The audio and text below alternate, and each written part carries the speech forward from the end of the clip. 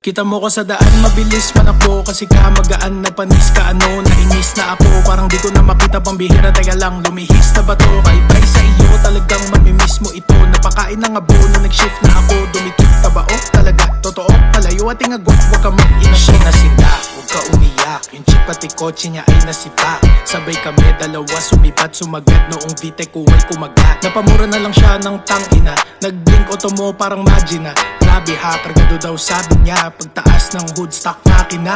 Batik si Baktila para bantroso. Totoo daw di ako nang loloko. Di niya maabot kahit na tinutodo. Na parang kanta maganda pagkatono. Bababa ang auto kahit malubak. Sagot ko ay oo nung sabi niya stop. Pagsilip niya sa loob bigla na shock. Nung nakita niya laptop sa gilid ng box. Siya'y nasibak.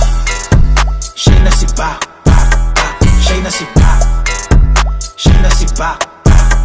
Siya'y nasibak. Siya'y nasibak. Siya'y nasibak. Siya'y nasibak. Bihis sa aking auto, ang daming lakad. Pwede lang sa daan ng patag. Baka mawasak, laging sira pang ilalim. Tingin sa akin merong sayad, ang chin na basag. Isang otong pamporma, isang pambomba. Racing scene.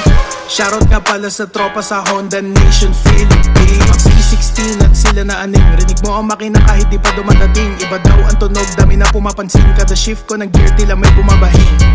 Tila parang malakas, itsura ay stock pagtingin sa labas. Loki kasi yoko po mag-angas at nagulat sila noong hood tinaas. Siya'y nasibak. Hey, Timothy.